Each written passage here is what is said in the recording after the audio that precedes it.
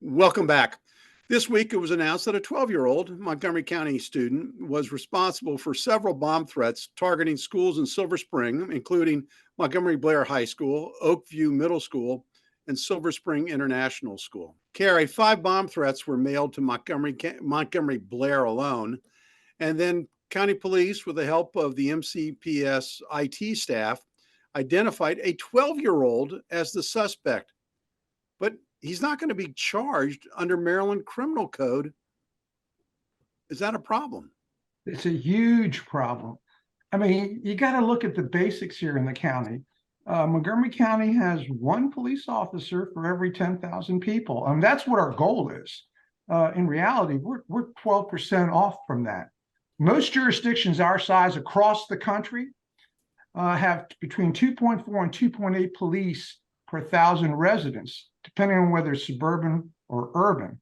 The District of Columbia alone, which is a third of our size, right, has 650,000 residents. They have 3,500 police officers.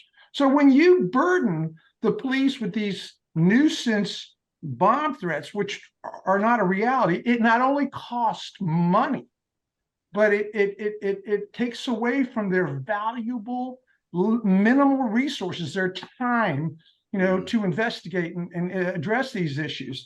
Now, what do we do about that? 12-year-olds, children doing these, their parents have to be held responsible, unfortunately. And there lies another question. We talk about progressive rights, and I'm a Democrat. I'm a moderate Democrat, okay? Parents have to take a more responsible role in these kind of situations. I mean, when you look at the overarching population and their concerns, and we have limited resources, we got a big problem. And it doesn't help when you have council members try to attack the veracity, the integrity, the quality of our police. And they're doing that. Some are trying to defund, have stated. One council member specifically said, defund them all. Yeah. On Twitter.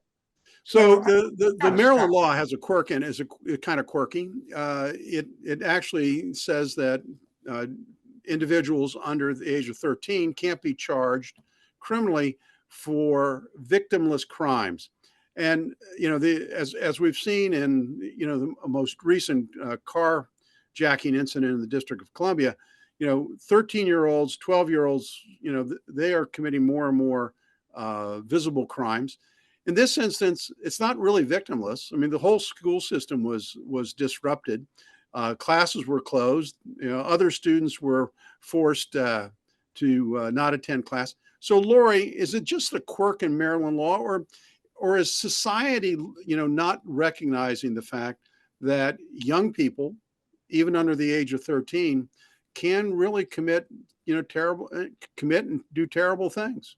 Well, we're seeing some of this now because our Democrat-controlled Maryland legislature, they passed sweeping reforms to the criminal system. Senate Bill 691 that passed really changed how everything works. The 12-year-old that made all those bomb threats, he knew, I think it's a boy, but I'm not sure actually. He knew that he knew he would not go to jail. So he knew about the laws. He knew the laws have changed. So that's a big part of it. And even Wes Moore acknowledged that he supports tweaking the law as is. Why didn't they say anything before? We Republicans were complaining about it. Well, we need to elect more Republicans to get some changes to happen here. Well, there's a broader societal problem, and I think Cary was touching on this about not holding people accountable for their actions. Exactly. Well, and you can even have firearm and drug possession and still not go to jail, and still not if you're under 13. And that is just nuts. So they really do need to change the laws. And when we say jail, we probably mean juvenile detention, which is sometimes not the same as being sent to 7 locks in the county jail. Cary, go ahead. And we're going after the family's ability to be parents. I mean, more and more, whether it's our school and their and their curriculums and their religious beliefs, or whether it's punishing a child for doing something so egregious as committing a bomb threat. These parents are afraid to punish their own kids. And I agree with Cary. Parents have been left out of the equation here. I mean, when I was reading the articles about it, I didn't hear anything about the parents. So, we've got to hold parents accountable to some extent as well as the kids.